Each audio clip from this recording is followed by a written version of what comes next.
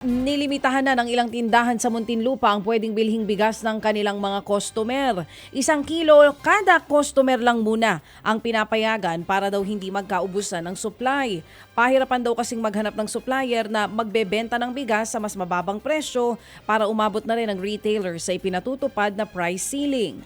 Nauna nang ipinaliwanag ng mga ekonomista na oras na ipatupad ang price cap, tataas ang demand habang bumababa ang supply. Bagay na ramdam na ng mga retailer sa Muntinlupa. Kaya ang babala ng isang ekonomista, hindi pwedeng ipatupad ang price cap ng pangmatagalan.